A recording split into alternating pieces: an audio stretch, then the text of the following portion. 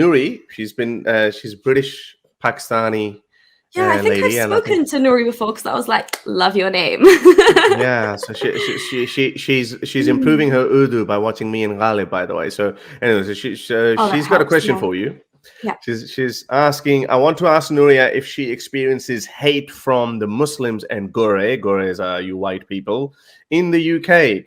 Muslims call you kafir and white people might call you a Paki, kind of like mixed race kids whom find it difficult to fit in with both cultures.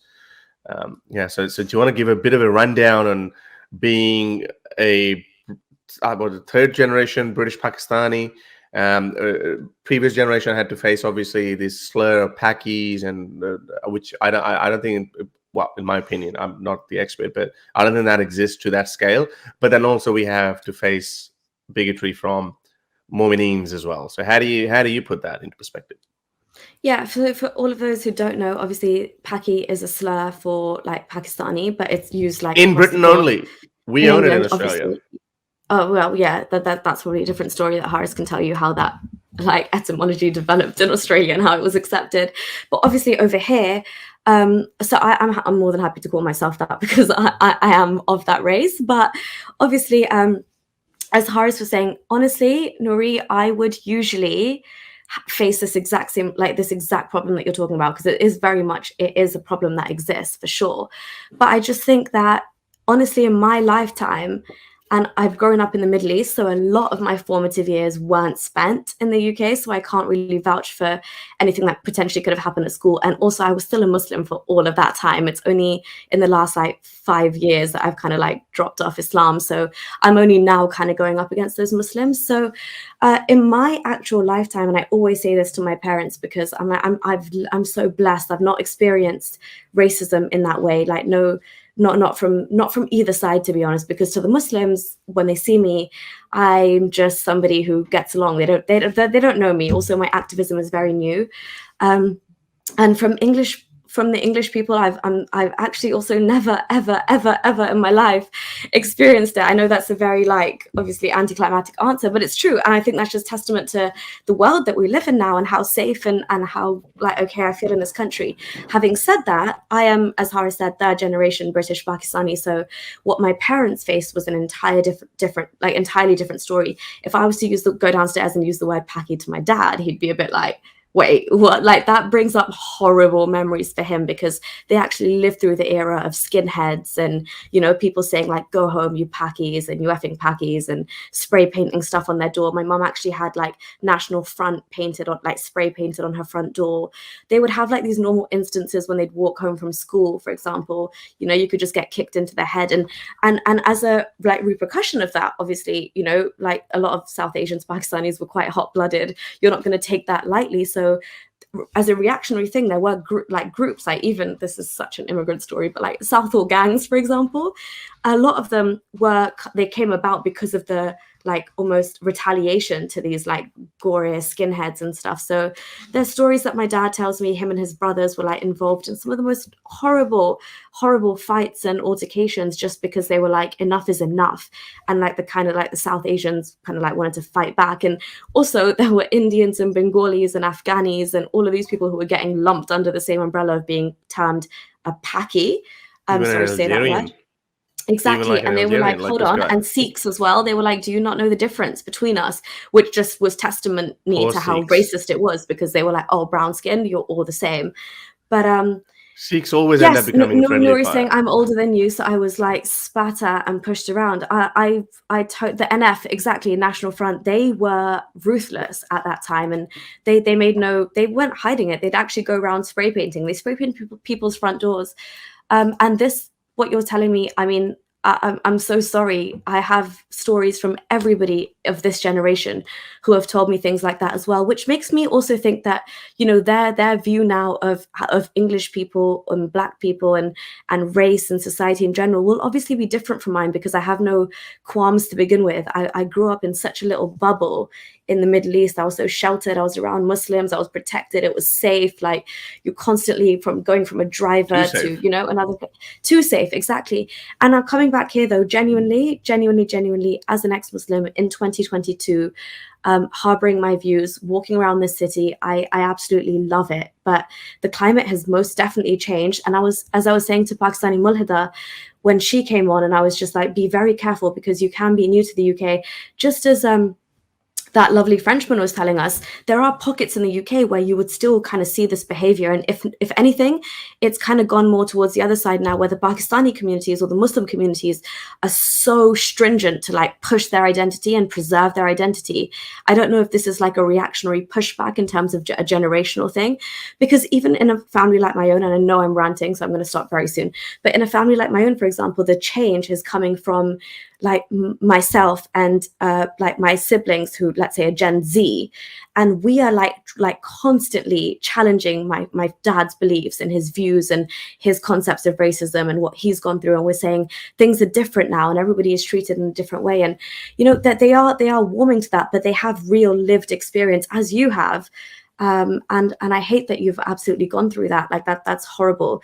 But I also am glad that things have changed for the better. Like I always tell my parents when they recount these kind of memories, I'm like, imagine you grew up around so much racism and so much violence. And I was saying to my mom, I wouldn't have the guts to be like you. Like walk home from school and you could get pelted with with stones by skinheads, or you could kind of get like mugged or whatever. And my dad would literally walk her to her door, and he would just go home, and he would have had like 3 fights on the way back home. And again, that doesn't look good for your own record and your own kind of like career and what you want to do, but such was the climate. And I always say to them, well, look at it now. You've had a daughter. I've grown up in this country and I've not once, honestly, and Haris, I know you're the same, maybe we're anomalies, but I've not once ever experienced racism in that sense. So for me, I'm just going to go with Steven Pinker here and say, this is because we are moving towards a way more kind of understanding, pluralistic society. And you can't get away with that kind of behavior. That was obviously a very reactionary thing that happened in the UK, and it was horrible while it lasted. But I think we have been able to move beyond that now. I mean, Gore, sorry to say that word, but like white people in general are so afraid now. If you mention the word skinhead, they want to run a mile. They're like, we have absolutely they're almost trying to apologize, like how, you know, Haris, you always talk about don't apologize for what your ancestors did. They actually try and apologize for like what happened in that time. So yeah, what you went through is very real, and a lot of people who are probably around your age have gone through the exact same thing. But I think we're moving towards a better situation now, because my generation, hopefully my kids, will never also experience anything like that. Grey Jedi saying a racist attack in England. Yep, I once ended up in a shallow coma 2 or 3 days in the 90s. So what I've heard, I'm just going to wrap it up as from outsider's perspective, and what I've heard from Majid Nawaz as well. And this is really bad. And I've asked some other ethnically diverse people here in Australia if things were really that bad in the 80s and 90s here. Yes, there were some skinhead gangs that were looking after Vietnamese people here back in the 80s and 90s. If you go back 60s and 70s, then they had a term WOG, which means bad smell, for Italians and Greeks in Australia. So when that cooled down a bit, because they were still Europeans, but then came Vietnamese after the Vietnam War. A lot of Vietnamese came to Australia. And then Indians and Pakistanis came much later. They probably came in the late 90s and 2000. I came in 2003. I was going to say, then Horace trotted along. I came along and I was like, what's this fuss all about? There's nothing here. So as you said, Steven Pinker said, we're living in better times. But what I've heard, these shocking stories that how skinheads would just go around and bash people up.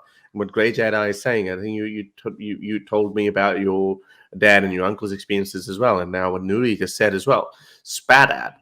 I can't imagine. So this is something, a lesson for anyone, if any racist or any Britain First or what's that, N Front, No Front people, National Front. That was back. Yeah, that was back in the day. If people are sympathetic towards those kind of things, that they understand that this is why racism is so bad and stereotyping is so bad.